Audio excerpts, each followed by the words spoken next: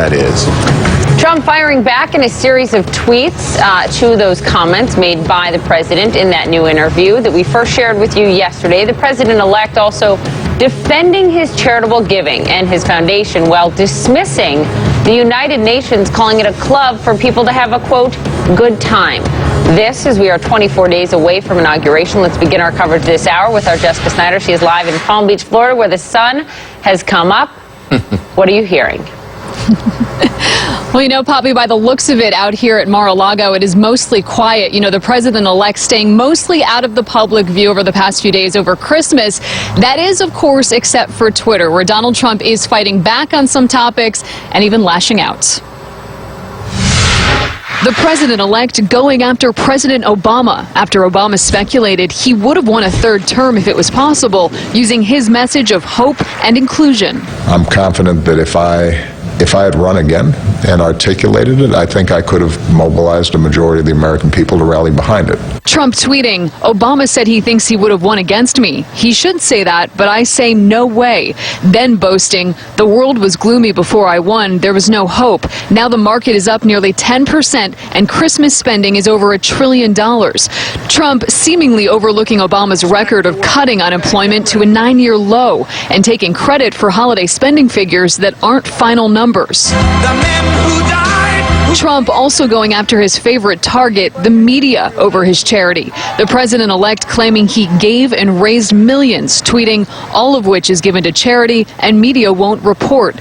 But tax records show Trump has not donated to his foundation since 2008. No one can confirm any other charitable giving since Trump has not released his tax records. The Trump Foundation itself admitted to violating IRS regulations and is currently under investigation by the New York Attorney General.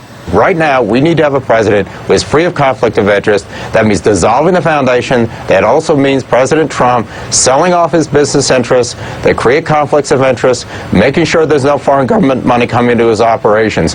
Trump also continuing to air diplomatic grievances on social media, questioning the United Nations' value following the Israeli settlement resolution. Trump tweeting that the UN has such great potential, but right now it is just a club for people to get together, talk, and have a good time. So sad. And it will be back to business here at Mar-a-Lago today after that short Christmas break. The president-elect holding several meetings today. We're still looking to hear exactly who he'll be meeting with. But, of course, some key cabinet posts that we're still waiting to hear about. They include the Director of National Intelligence as well as secretaries of both Agriculture and Veterans Affairs. So waiting to hear on that. And, of course, Inauguration Day rapidly approaching January 20th. Poppy and Don? All right, it's getting close. Thank you very much. Appreciate that, Jessica Snyder.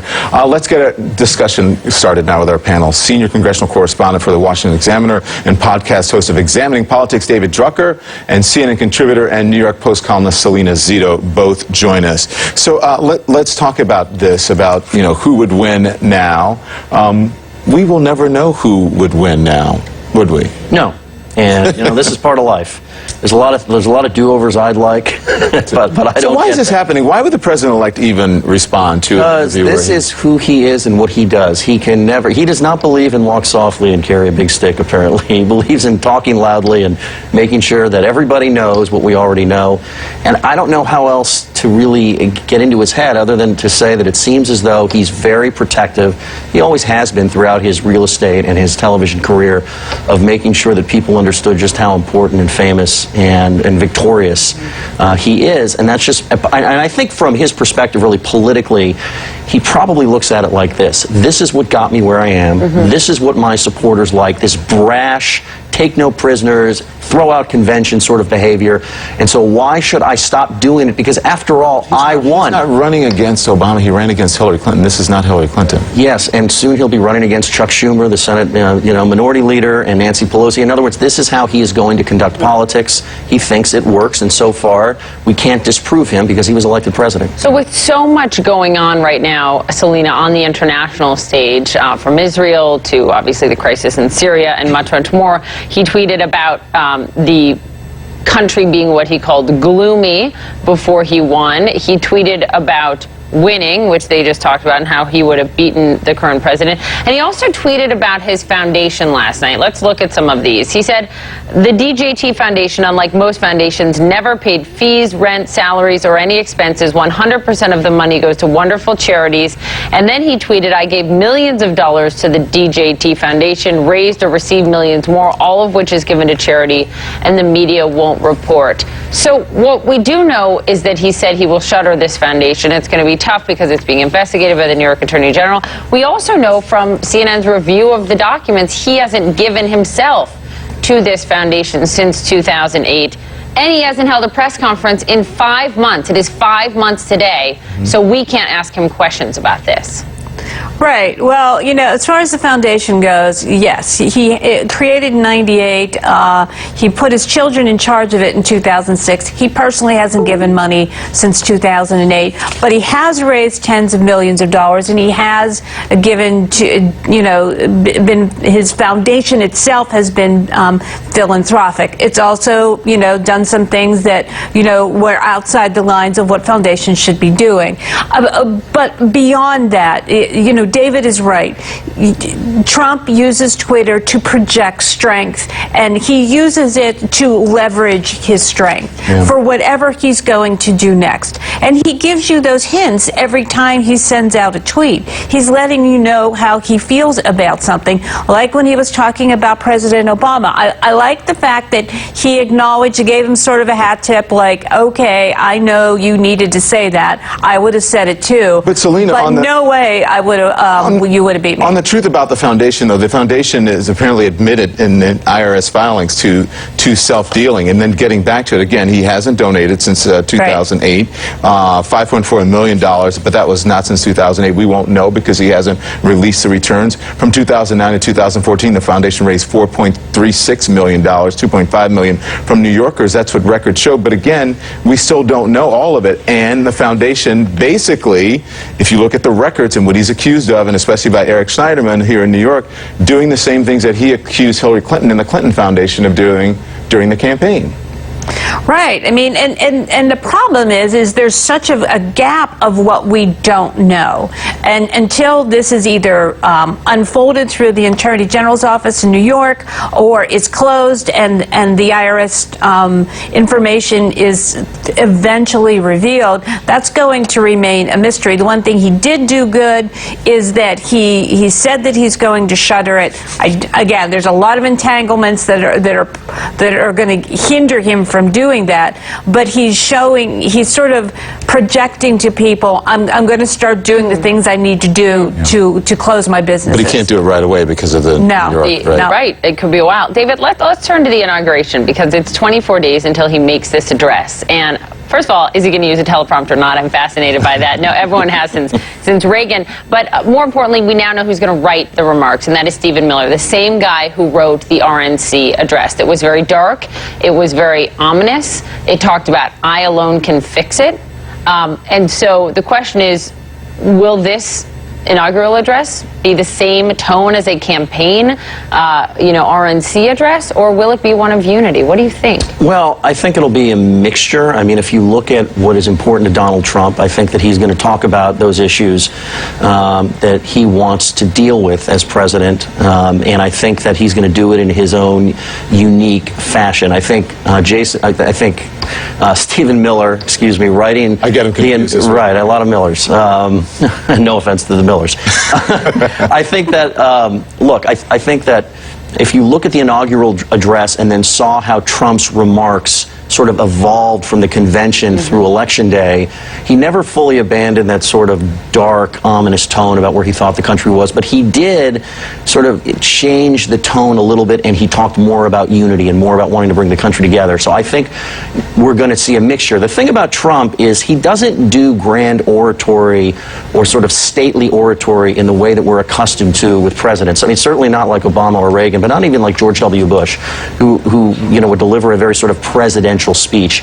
Trump always interjects his own sort of Trumpisms into a speech, and he does it in his own sort of populist way. So I think we're going to probably see a mixture. And a speech like this, it's not going to be, straight from Miller to Trump. I'm sure Steve Bannon will be involved, and Reince Priebus will be involved, and his children will be involved. But I did know, because I know Stephen had been on my show a number of times and had been on CNN. He's a very nice guy, right? But he is very hardline. But I noticed, and a very good writer.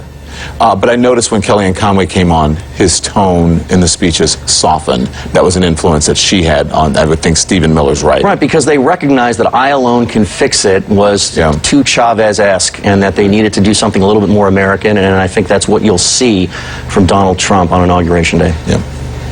David, thank you. Thank you very Selena, much. thank you very much. We'll see. Thank 24 you. days to go. We appreciate it. His resolution condemning Israeli settlement building in East Jerusalem and the West Bank. The move comes amid increased tensions between Benjamin Netanyahu and President Barack Obama. CNN's Oren Lieberman is in Jerusalem with more now. Prime Minister Benjamin Netanyahu has doubled down on his criticism, not only of President Barack Obama, whom he pretty much directly blames for the passing of the UN Security Council resolution, but also his anger at the other countries that voted for this resolution. As for the U.S., Israel says it was the U.S. all along that was behind the resolution, drafting it, writing it, and pushing it forward. Here is what Netanyahu's spokesman had to say. David Keyes to CNN. We have ironclad information from sources in the Arab world and internationally, and we're going to share that information with the incoming administration through the proper channels, and if the new administration chooses to share that information, that's their prerogative. As for what that information is, that the U.S. was behind this resolution from the very beginning, the Israelis won't say. We've pushed them both here and in the U.S., and they haven't put out any of that information, so right now it stands just as an accusation. As for diplomatic moves, Netanyahu has limited working ties with the embassies and ministries of the countries that voted for the resolution. It's a largely symbolic move with little practical effect, but as a statement, it is a big one on Netanyahu's anger. Oren Lieberman in Jerusalem, thank you so much. The Obama administration is playing defense following those accusations, as you just heard, that it worked behind the scenes to bring that settlement resolution before the UN Security Council, the White House vehemently denying that. This is Secretary of State John Kerry prepares to outline a peace plan later this week. What will he say? Our global affairs correspondent Elise Labott broke the news in Washington. She has more. I mean, this is a tough situation, context to deliver those remarks in. And frankly, with the admission that they just did not get nearly as far as they wanted to on this. That's right, Poppy. And as you said, the White House is vehemently denying those accusations that the U.S. orchestrated this vote in some kind of ambush against Israel, saying this should be no surprise. And the proof, officials argue, is the last 8 years of the Obama administration struggling to get Israel to halt settlement construction in occupied lands the Palestinians claim for their state. Now, take a listen to Deputy National Security Advisor Ben Rhodes speaking to Israeli television about this yesterday.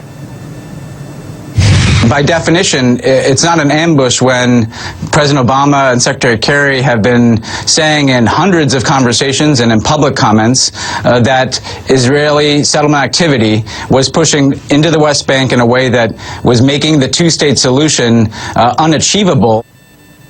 And it is a very tense atmosphere very soon when Secretary of State John Kerry, as early as this week, he spent the better part of a year trying unsuccessfully to get a peace deal. Now he's going to deliver a major speech laying out the Obama administration's vision for how they see the conflict being resolved, where things stand as they prepare to leave office without having made much progress towards peace, Don.